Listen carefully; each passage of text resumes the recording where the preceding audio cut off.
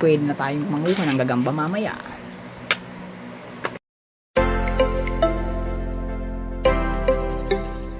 Kailangan lang natin ng posporo, karton, gunting, ruler, at saka lapis. Let's do this! So yan, ang posporo ang pinaka-importante. Kailangan natin isukat yung kaha dito sa kanyang karton para pantay yung taas nila.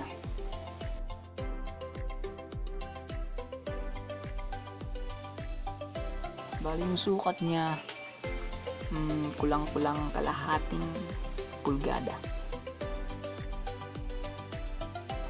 Na kailangan natin gumawa ng 4.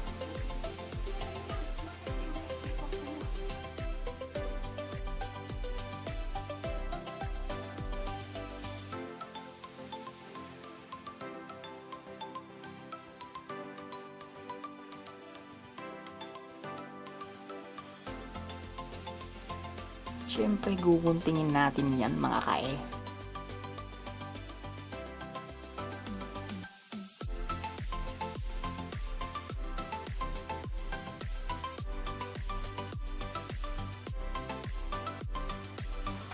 Kinakailangan natin gumawa ng 4 na pagganito.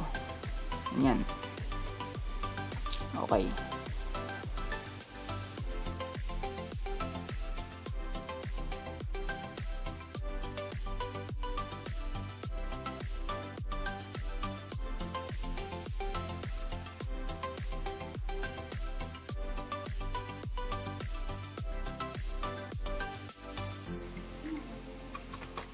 Tapos 2 naman na pagganito.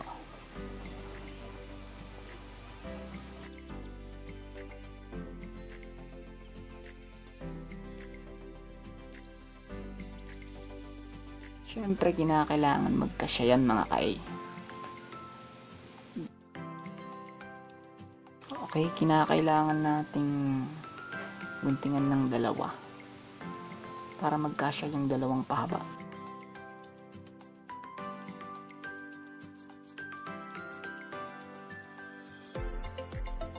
Tapos 4 naman.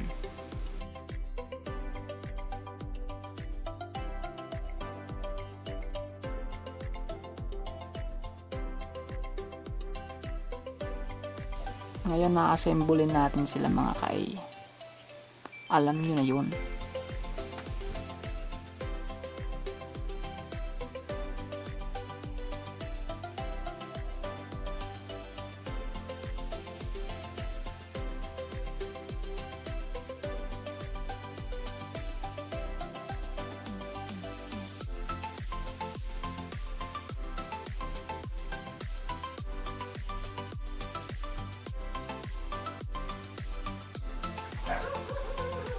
O di ba mga kay, napakasimple lamang ho. Kayang-kayang gawin ng kahit na sino. Ngayon meron na tayong sa 2, 3, 4, 5, 6, 7, 15. Okay, 15. Nagagamba. Manguhuli tayo mamaya. Shoutout nga pala kay Regan de la Cruz. Salamat sa suporta. Maraming salamat kay sa suporta. Comment below para ma-shoutout ko kayo.